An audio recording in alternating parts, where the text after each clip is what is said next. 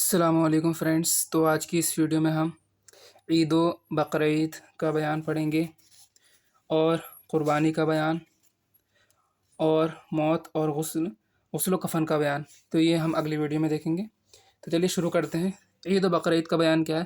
عید و بقرعید کی نماز واجب ہے یا سنت؟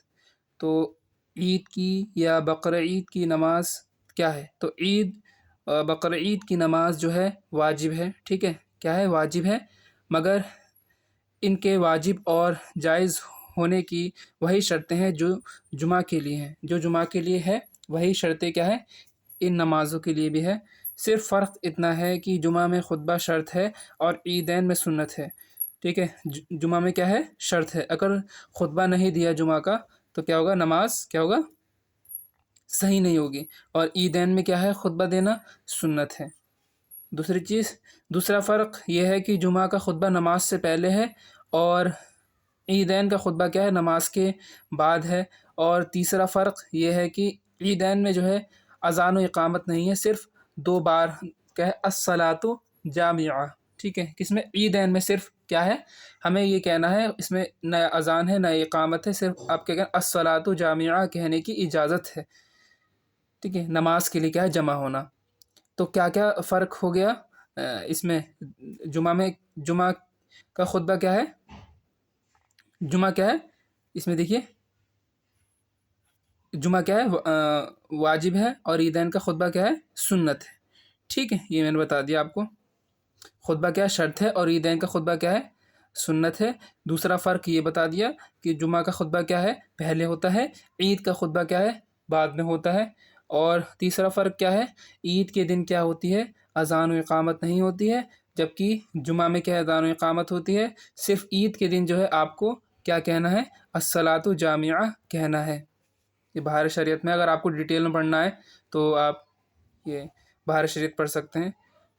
اگلا سوال یہ ہے کہ عید و بقرعید کی نماز کا وقت کب سے کب تک ہے؟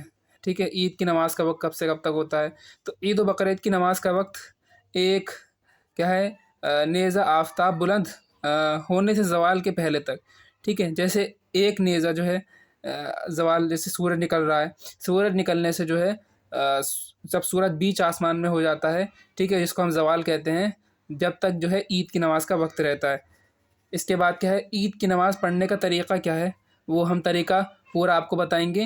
عید کی نماز کس طریقے سے پڑھی جاتی ہے، کس طریقے سے تکبیر کہی جاتی ہیں، پہلے کس طریقے سے کہی جاتی ہیں، پھر دوسرے رکعت میں کس طریقے سے رکوع میں جانے سے پہلے کی جاتی ہیں۔ تو پہلے ہم اس کی نیت کریں گے، ٹھیک ہے۔ نیت کس طریقے سے کریں گے؟ نیت کی میں نے 2 رکعت نماز عید الفطر کی واجب 6 زائد تکبیروں کے پیچھے سے امام کے واسطے اللہ تعالیٰ کے منہ میرا کعبہ شریف کی طرف اللہ اکبر۔ میں پھر سے اس کو ریپیٹ کر دیتا ہوں۔ نیت کی میں نے 2 رکعت نماز عید الفطر کی واجب 6 زائد تکبیروں کے ساتھ پیچھے اس امام کے منہ میرا کعبہ شریف کی طرف اللہ اکبر کہہ کے جو ہے آپ کو نیت باندھ لینی ہے، ٹھیک ہے۔ اس کے بعد آپ کو ثنا پڑھنی ہے، ٹھیک ہے۔ ثنا سبحانک اللہم و بحمدک و تبارک اسمک و تعالی جدک ولا الہ غیرک آپ کو پڑھنا ہے۔ پھر آپ کیا کرنا ہے؟ نیت باندھ کے کیا ہے؟ آپ کو ہاتھ چھوڑ دینا ہے، ٹھیک ہے۔ پہلے آپ اللہ اکبر کہہ کے نیت باندھ لیں گے، پھر آپ کو ثنا پڑھنی ہے، پھر آپ کو ہاتھ چھوڑ دینا ہے، ٹھیک ہے۔ پہلے تو آپ کو یہ کرنا ہے، پھر اس کے بعد جو ہے اللہ اکبر کہتا ہوا پھر ہاتھ چھوڑنا ہے آپ کو ایک بار، پھر تیسری بار بھی آپ کو ہاتھ چھوڑ دینے ہیں، ٹھیک ہے۔ پھر اس کے بعد کیا آپ کو اللہ اکبر کہہ کر ہاتھ باندھ لینے ہیں، ٹھیک ہے۔ پھر میں آپ کو بتا دوں، پہلے آپ کو نیت باندھنی ہے، اس کے بعد آپ کو سبحانک اللہم پڑھنا ہے، سبحانک اللہم و بحمدک و تبارک اسمک و تعالی جدک ولا الہ غیرک۔ اس کے بعد جو ہے آپ کو ہاتھ چھوڑ دینے ہیں، پھر اس کے بعد آپ کو پھر اللہ اکبر کہہ کر ہاتھ چھوڑ دینے ہیں، پھر دوسری بار ہاتھ چھوڑ دینا اللہ اکبر کہہ کر، تیسری بار میں کیا ہے آپ کو پھر ہاتھ چھوڑ دینا اللہ اکبر کہہ کر، چوتھی بار میں آپ کو اللہ اکبر کہہ کے نیت باندھ دینی ہے۔ پھر جیسے آپ نماز پڑھتے ہیں ویسے آپ کو نماز پڑھنا ہے۔ پہلے رکعت میں عید کی نماز میں کیا ہے آپ کو الحمد کے بعد جو ہے سورہ اعلیٰ پڑھنی ہے، سبح اسم ربک الاعلیٰ، یہ صورت آپ دیکھ لیجیے گا، میں پڑھ دیتا ہوں پھر بھی۔ جیسے آپ نے یہ تکبیرات کہہ دیں، اس کے بعد آپ کو ثنا یہ الحمد پڑھنی ہے۔ بہتر سنت کیا ہے کہ عید کے دن جو ہے آپ کو الحمد کے بعد یعنی سورہ فاتحہ کے بعد آپ کو سورہ اعلیٰ پڑھنی ہوتی ہے، ٹھیک ہے، سنت یہی ہے۔ دوسری رکعت میں کیا ہے آپ کو سورہ غاشیہ پڑھنی ہوتی ہے، ٹھیک ہے۔ ایک بار میں اس کو ریپیٹ کر دیتا ہوں کیسے پڑھتے ہیں۔ سبح اسم ربک الاعلی الذی خلق فسوى والذی قدر فہدى والذی اخرج المرعى فجعله غثاء احوى سنقرئك فلا تنسى الا ما شاء الله انه يعلم الجهر وما يخفى ونيسرك لليسرى فذكر ان نفعت الذكرى سيذكر من يخشى ويتجنبها الاشقى الذي يصلى النار الكبرى ثم لا يموت فيها ولا يحيا قد افلح من تزكى وذكر اسم ربه فصلى بل تؤثرون الحياة الدنيا والآخرة خير وأبقى إن هذا لفي الصحف الأولى صحف إبراهيم وموسى۔ اس کے بعد آپ کو یہ الحمد کے بعد آپ کو یہ سورہ پڑھنی ہے، سورہ اعلیٰ۔ اس کے بعد آپ کو رکوع کرنا ہے، اور اس میں پھر رکوع کے بعد جس طریقے سے نماز آپ پڑھتے ہیں اس طریقے سے نماز کو مکمل کرنا ہے، ٹھیک ہے۔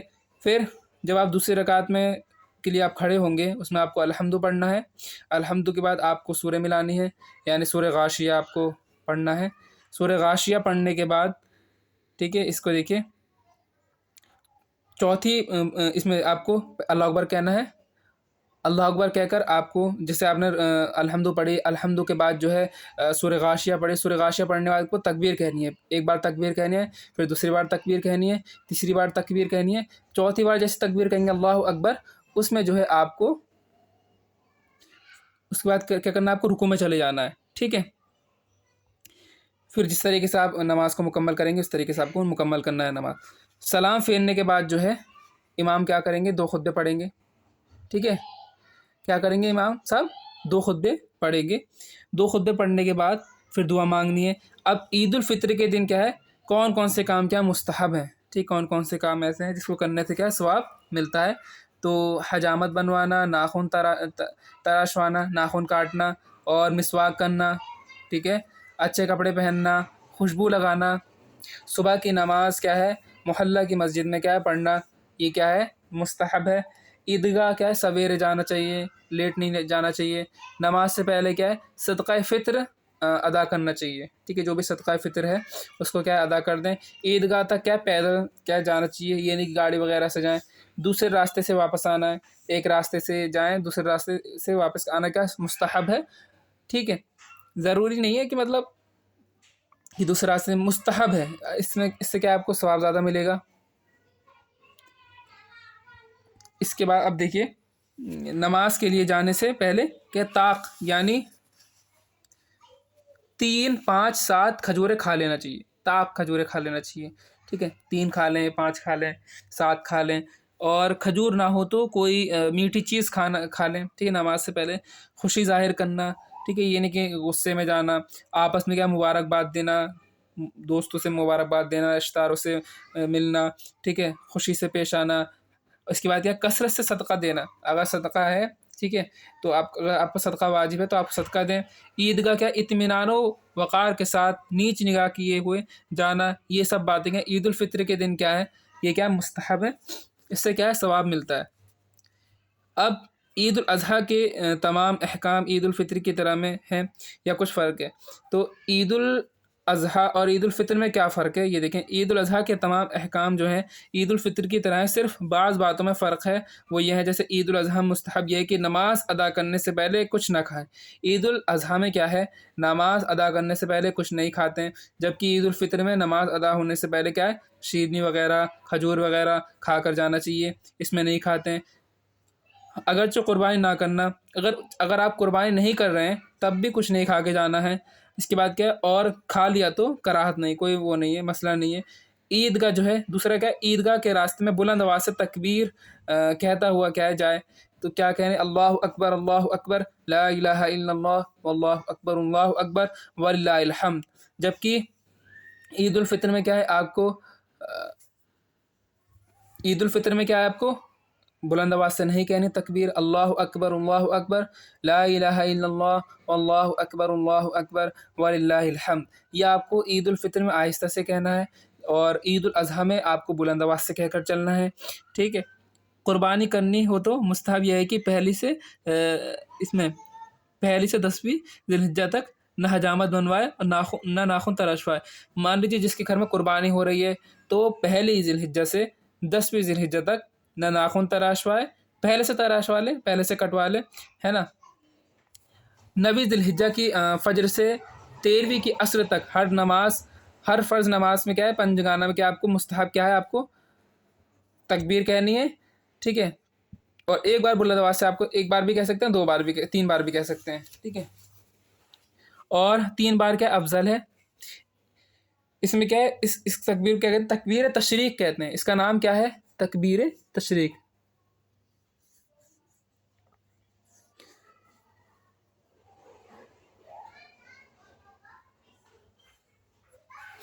چلیے تکبیر کیا ہے، اس کو ہم تکبیر تشریق کہتے ہیں۔ اب قربانی کا بیان کیا ہے، قربانی کرنا کس پر واجب ہے، کون لوگ قربانی کر سکتے ہیں، تو قربانی کرنا ہر مالک نصاب پر واجب ہے، ٹھیک ہے۔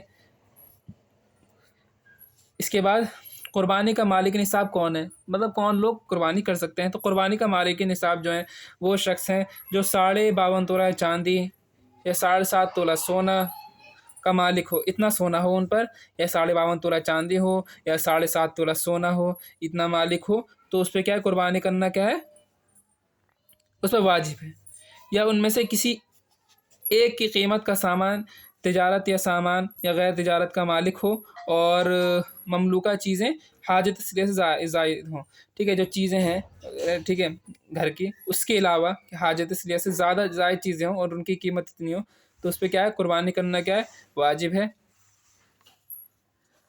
اس میں یہ ہے کہ مالک نصاب پر اپنے نام سے زندگی میں صرف ایک مرتبہ قربانی کرنا واجب ہے، یا ہر سال، جو مالک نصاب ہوتے ہیں، ہے نا، جن کے پاس اتنا مال ہو، اتنا وہ ہو، یعنی 52.5 تولہ چاندی، 7.5 تولہ سونا ہو، اس کی قیمت ہو، یا تجارت کا مال ہو، یا حاجت اس لیے سے زائد ہو، تو ان پر قربانی کرنا کیا ہے، واجب ہے۔ اور وہ یہ کہہ رہے ہیں کہ ہر سال کرے یا پھر زندگی میں ایک بار، تو دیکھیے ہر سال مالک نصاب ہے، ٹھیک ہے، ہر سال مالک نصاب ہے، ٹھیک ہے، اتنا جب ہے تو ہر سال اپنے نام سے قربانی کرنا کیا ہے، واجب ہے۔ اور اگر دوسرے کی طرف سے بھی کرنا چاہتا ہے تو اس کے لیے دوسری قربانی کا انتظام کرے، ٹھیک ہے۔ اب مان لیجیے کسی اور کی طرف سے کرنا چاہ رہا ہے تو یہ نہیں کہ اپنی طرف سے چھوڑ کر اس کی طرف سے کر دے، ایک بار کرا لی زندگی میں، ایسا نہیں ہے، بلکہ دوسرے کی، اب پہلے اپنی کرائے، اپنی تو کرائے گا ہر سال کیونکہ مالک نصاب ہے، اپنی بھی کرائے گا، دوسرے کی بھی کرانی پڑے گی، ٹھیک ہے، اگر دوسری کرانا چاہتے ہیں تو کرا سکتے ہیں، لیکن اپنی ضروری ہے ہر سال۔ اس کے بعد کیا ہے، قربانی کرنے کا طریقہ کیا ہے، کس طریقے سے کی جاتی ہے، قربانی کرنے کا طریقہ یہ ہے کہ جانور کو بائیں پہلو پر، اس طریقے سے بائیں پہلو پر جو ہے آپ کو لٹائیں، منہ اس کا قبلہ کی طرف ہو، اور اپنا دایاں پاؤں اس کے پہلو پر رکھ کر کیا تیز چھری لے کر یہ دعا پڑھنی چاہیے۔ وہ دعا جو ہے یہ ہے، انی وجہت وجہی للذی فطر السماوات والارض حنیفا وما انا من المشرکین ان صلاتي ونسکی ومحیای ومماتی للہ رب العالمین لا شریک له وبذلک امرت وانا من المسلمین اللہم لک ومنک بسم اللہ اللہ اکبر کہہ کر آپ کو ذبح کریں۔ پھر سے میں ایک بار پڑھ دیتا ہوں اس کو، انی وجہت وجہی للذی فطر السماوات والارض حنیفا وما انا من المشرکین ان صلاتي ونسکی ومحیای ومماتی للہ رب العالمین لا شریک له وبذلک امرت وانا من المسلمین اللہم لک ومنک بسم اللہ اللہ اکبر کہہ کے ذبح کریں۔ اس کے بعد کیا ہے، صاحب نصاب اگر کسی وجہ سے اپنے نام قربانی نہ کر سکا اور قربانی کے دن گزر گئے تو اس کے لیے کیا حکم ہے، ایک بکری کی قیمت صدقہ کرنا اس پر واجب ہے۔ مان لیجئے مالک نصاب ہے اور مطلب قربانی کے جو ہے دن گزر گئے، ٹھیک ہے، تو کیا کریں، تو وہ جو بکری خریدی ہے اس کا کیا کریں، صدقہ کر دیں، ٹھیک ہے، اس کی قیمت جو ہے کسی غریب کو دے دیں، ٹھیک ہے۔ اب اس میں ایک چیز آتی ہے، موت اور غسل کا بیان، ٹھیک ہے۔ کسی کی موت کا وقت قریب آئے تو کیا کریں، ہے نا، کسی کا کوئی موت کا وقت جیسے قریب آ جاتا ہے تو لوگ کیا کریں؟ تو موت کا وقت قریب آئے تو کلمے کی تلقین کریں، یعنی اس کے پاس بلند آواز سے پڑھیں، یعنی اس سے پڑھنے کے لیے نہ کہیں بلکہ اس کے پاس بلند آواز سے پڑھیں تاکہ اس کو یاد آ جائے، ٹھیک ہے۔ موت کی سختی کی وجہ سے کیا ہوتا ہے، انسان کو کلمہ نہیں پڑھ پاتے بہت سے، تو اس کو کیا کرنا ہے، آپ کو تلقین اس طریقے سے کرنی ہے، اس کے پاس آپ کو بیٹھ کر کلمہ کیا ہے بلند آواز سے پڑھنا ہے، 2 3 4 لوگ پڑھ لیں، ٹھیک ہے، لا الہ الا اللہ محمد الرسول اللہ آپ کو پڑھنا ہے، ٹھیک ہے، مریض کے پاس۔ مگر اس پڑھنے کا حکم نہ کریں، مطلب اسے پڑھنے کا حکم نہ کریں، ٹھیک ہے، اس سے پڑھنے کا نہ کہ اس سے زبردستی کریں کہ پڑھو، ٹھیک ہے، بلکہ کیا ہے حکم ہے، آپ جو ہے اس کے پاس بیٹھ کر پڑھیں۔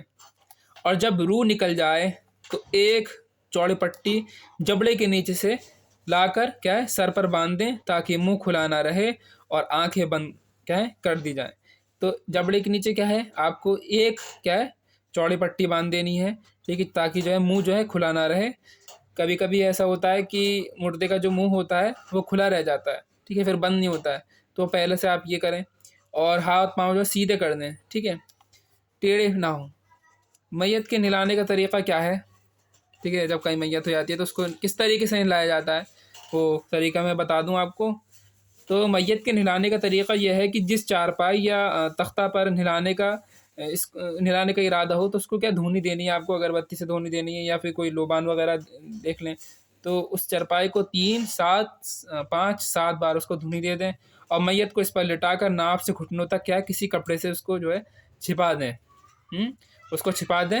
پھر نہلانے والا جو ہے اپنے ہاتھ پر جو ہے کپڑا لپیٹ کر پہلے استنجا کرائے، جو نہلا رہا ہے، ٹھیک ہے، تو اس کو کیا کرنا ہے اپنے ہاتھ پر ایک کپڑا لپیٹنا ہے، لپیٹ کر کیا ہے اس کو استنجا کرانا ہے، ٹھیک ہے۔ پھر نماز کے جیسا آپ کو وضو کرانا ہے، لیکن وضو میں کیا آپ کو سر کا کیا کہتے ہیں، وضو میں آپ کو یہ دھیان رکھنا ہے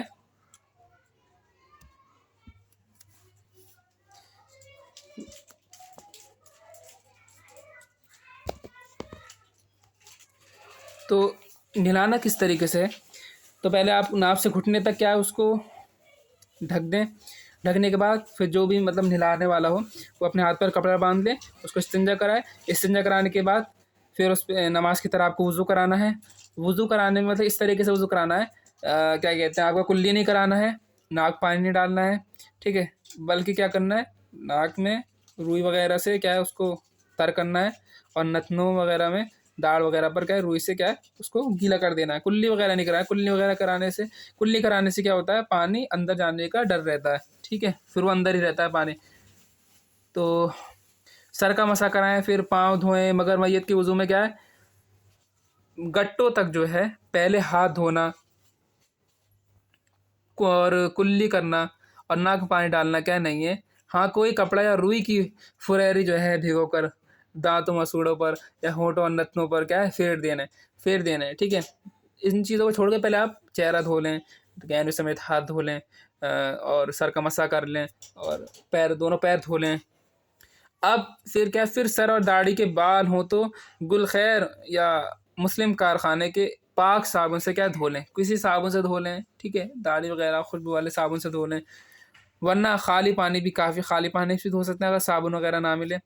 پھر بائیں کروٹ پر لٹا کر کیا ہے سر سے پاؤں تک، یعنی الٹی کروٹ پہ آپ کو لٹانا ہے، لٹا کر کیا ہے سر سے پاؤں تک بیر کے پتی ڈال کر کیا پکایا ہوا پانی جو ڈالنا ہے آپ کو، پھر تختے تک پہنچ جائے، ٹھیک ہے، کیا تختے تک پہنچ جائے آپ کو ایسے پانی کیا ہے اس پہ ڈالنا ہے، سر سے لے کے پاؤں تک بیری کے جوش دیا ہوا پانی یعنی ابلا ہوا پانی۔ پھر داہنے کروٹ پہ لٹا کر کیا ہے اسی طرح جو ہے آپ کو دائنے کروٹ پر بھی اسی طرح آپ کو پھر بیر کے پتے کا جوش دیا ہوا پانی کیا ہے نہ ہو تو خالص نیم گرم پانی بھی کافی ہے، ٹھیک ہے، نیم کا گرم ہوا پانی بھی ہے۔ پھر ٹیک لگا کر کیا ہے میت کو بٹھائیں گے، جب یہ پانی آپ ڈال دیں گے بائیں کروٹ پہ لٹا کے سر سے پاؤں تک بیری کے پتوں کا ابلا ہوا پانی، اور پھر دائیں کروٹ پر آپ کو پانی اس بیر کے پتوں کا جوش دیا ہوا پانی اگر نہ ہو تو آپ کو نیم گرم نیم سے بھی آپ دھو سکتے ہیں۔ اس کے بعد آپ کو میت کو بٹھا دینا ہے۔ بٹھانے کے بعد اب نرمی کے ساتھ اس کے نیچے کی جانب پیٹ پر ہاتھ پھیرنا ہے آپ کو، ٹھیک ہے؟ کیا کرنا ہے آپ کو؟ ہاتھ پھیرنا ہے، اور اگر کچھ نکلے تو آپ کو کیا دھو ڈالنا ہے، مگر وضو اور غسل دوبارہ نہ کریں، مطلب کوئی گندگی وغیرہ نکلے گی تو اس کو دوبارہ دھونے کی کوئی ضرورت نہیں۔ پھر آخر میں کیا، سر سے پاؤں تک کافور کا پانی آپ کو جو ہے بہانا ہے، کافور آپ کو پانی پہلے سے ملا لینا ہے، ٹھیک ہے؟ اب کفن میں سنت کے مطابق کتنے کپڑے دیے جائیں، تو کتنے کپڑے مطلب دیے جاتے ہیں عورت کے ہوں یا مرد کے میت میں، تو مرد کو سنت کے مطابق جو ہے آپ کو 3 کپڑے دینے ہیں۔ 3 کپڑے یعنی آپ کو لفافہ یعنی بڑی چادر جسے کہتے ہیں، ازار یعنی جو تہبند ہوتا ہے، قمیص جو ہم پہنتے ہیں لیکن بس یہ اس میں سلائی نہیں ہوتی ہے، ٹھیک ہے؟ اور عورت کو کیا ہے 5 کپڑے دینے، کیا ہے کفایہ ہے، الکفایہ ہے، یعنی 3 یہ یعنی اوڑھنی، ٹھیک ہے؟ سر پہ ڈالنے کے لیے بتائیں گے کس طریقے سے اس کو اوڑھا جاتا ہے، اور سینہ بند ہو گیا، یہ 3 چیزیں ہو گئیں اس میں۔ لفافہ، بس اس میں 2 چیزیں ایڈ ہو جاتی ہیں، کفن کے یہ کپڑے کتنے بڑے ہوں، مطلب کتنے بڑے ان کی لمبائی ہونا چاہیے۔ لفافہ یعنی چادر میت کے قد سے اتنی بڑی ہو، کتنی بڑی ہونی چاہیے چادر کہ دونوں طرف سے کیا ہے، دونوں طرف باندھ سکیں، اور آزار یعنی لنگی چوٹی سے قدم تک ہو، یعنی سر سے پاؤں تک اتنی لمبائی ہو اس کی آزار کی، ٹھیک ہے؟ اور لیکن لفافے کتنی ہو، قد سے بہت بڑی ہو، ٹھیک ہے؟ زیادہ بڑی ہو کہ یعنی دونوں طرف سے اس کو لپیٹ دیں، یعنی لفافے سے اتنی چھوٹی ہو جو بندش کے لیے زیادہ تھی، ٹھیک ہے؟ اور قمیص جس کو ہم کفنی بھی کہتے ہیں، ان کے نام یاد کر لیں، اس میں کفنی کہتے ہیں، گردن سے گھٹنوں کے نیچے تک آگے پیچھے برابر ہوں، ٹھیک ہے؟ بس سلے ہوئے نہ ہوں، پہلے آپ نیچے بچھا دیں، اس کے میت کو لٹا دیں، اور پھر اس میں میت کو پہنا دیں، گلا نکال دیں ادھر سے اس کا سر، اور پھر اوپر ڈال دیں سینے کے اوپر، اس کو ہم کفنی کہتے ہیں۔ تو مرد کی کفنی کیا ہے، مونڈے پر جو ہے چہرے، اور عورت کے لیے کیا ہے سینے کی طرف، بس اس طریقے سے کرنا ہے۔ اوڑھنی 3 ہاتھ کیا لمبی ہونی چاہیے، اور ایک کان کے لو سے دوسرے کان کے لو تک اس کی چوڑائی ہونی چاہیے۔ لمبائی کتنی ہونی چاہیے اوڑھنے کی، یہاں دیکھ لیں، 3 ہاتھ لمبی ہونی چاہیے، کم سے کم 3 ہاتھ لمبی ہونی چاہیے اوڑھنے میت کے اس میں کپڑوں میں، اور اس کی جو چوڑائی ہونی چاہیے ایک کان کے لو سے دوسرے کان کے لو تک ہونی چاہیے۔ اور سینہ بند کیا ہے، پستان سے کیا ہے ناف تک، بہتر یہ ہے کہ کان تک ہونا چاہیے، پستان سے ناف تک ہونا چاہیے، لیکن کیا ہے بہتر کہاں تک ہونا چاہیے، ران تک ہونا چاہیے، اتنا لمبا ہونا چاہیے۔ کیا ہونا چاہیے اتنا لمبا، سینہ بند جسے کہتے ہیں ہم۔ تھوڑا سا اس میں اور ہے، دیکھیے کفن پہنانے کا طریقہ کیا، کس طریقے سے ہم کو میت کا کفن پہنانا ہے۔ تو کفن پہنانے کا طریقہ یہ ہے کہ پہلے کیا ہے، آپ کو چادر بچھائیں گے آپ، ٹھیک ہے؟ بڑی چادر بچھائیں گے جس کو ہم لفافہ کہتے ہیں۔ اس کے بعد آپ کو تہبند یعنی جس کو ہم ازار کہتے ہیں، لنگی کہتے ہیں اس کو، اس کے اوپر کیا ہے آپ کو کفنی رکھنا، پہلے ازار، اس کے اوپر آپ کفنی رکھنا ہے، ٹھیک ہے؟ کرتے کی طرح ہوتا ہے لیکن اس میں یہ آستین وغیرہ نہیں ہوتی ہیں۔ اب میت کو اس پہ لٹانا ہے، پہلے آپ کو کیا بند کرنا ہے، دیکھیے داڑھی اور تمام بدن پر خوشبو ملیں، جب آپ لٹا دیں تو آپ اس کو کافر وغیرہ لگا دیں، یا خوشبو داڑھی وغیرہ میں خوشبو لگا دیں، ماتھا، ناک، ہاتھ، گھٹنے اور قدم پر کافر لگا دیں، جہاں جہاں جوڑ ہیں وہاں پر جو ہے آپ کو یہ لگانا ہے کافر وغیرہ۔ پھر آزار یعنی تہبند کو آپ کو لپیٹنا ہے، پہلے آپ کو بایاں رکھنا ہے، بائیں کے اوپر دایاں، ٹھیک ہے؟ دائیں طرف سے پھر اسی طرح لفافہ لپیٹنا ہے آپ کو، ٹھیک ہے؟ داہنا ہمیشہ کیا ہے اوپر رکھنا ہے آپ کو۔ پھر سر اور پاؤں کی طرف باندھ دیں تاکہ اڑنے کا اندیشہ نہ ہو۔ آپ کو کیا کرنا ہے، سر کی طرف باندھ دینا ہے، پاؤں کی طرف باندھ دینا ہے۔ اب عورت کے جو کفن میں ہے وہ کیا کیا ہوتا ہے، کچھ ایڈیشنل تھنگس ہوتی ہیں، وہ یہ ہیں، عورت کو کفنی پہنا کر اس کے بال کے 2 حصے کرنا ہے آپ کو، 2 حصے کرنا ہے، دو حصے کر کفنی کے اوپر رکھ دینا ہے، ڈال دینا ہے، اور اوڑھنی آدھی کیا ہے پیٹ کے نیچے رکھنی ہے، ٹھیک ہے؟ بچھانی ہے، اور آدھی اوپر ڈال دینی ہے، اوپر سے لا کر اس میں دیکھیے نقاب کی طرح کیا ڈال دینی ہے تاکہ سینے پر رکھے۔ اور جو لوگ زندگی کی طرح اڑاتے ہیں، جیسے مطلب زندگی میں اڑتے ہیں دوپٹہ دوپٹہ وغیرہ، وہ غلط ہے۔ آپ کو آدھی پیٹھ کے نیچے اور آدھی اوپر، اس طریقے سے آپ کرنا ہے۔ پھر ازار و لفافہ جو ہے لپیٹنا ہے، ٹھیک ہے۔ اب اس کے بعد سب کے اوپر کیا ہے، سینہ بند جو ہے آپ کو ڈال دینا ہے، سینہ بند آپ کو ڈالنا ہے۔ پستان سے ران تک کم سے کم اتنا تو لمبا ہونا چاہیے۔ اب اگلی ویڈیو میں جو ہے ہم نماز جنازہ کا بتائیں گے طریقہ، کس طریقے سے نماز جنازہ پڑھی جاتی ہے، اور اس میں زکوٰۃ کے بارے میں بتائیں گے، زکوٰۃ کیسے دینی چاہیے، کتنی ہونی چاہیے، کون لوگ دیتے ہیں۔ تو اگلی ویڈیو میں ہم اس کے بارے میں آپ کو بتائیں گے۔ اگر یہ ویڈیو اچھی لگی ہے تو اسے لائک کریں، شیئر کریں اپنے فرینڈس میں۔ السلام علیکم۔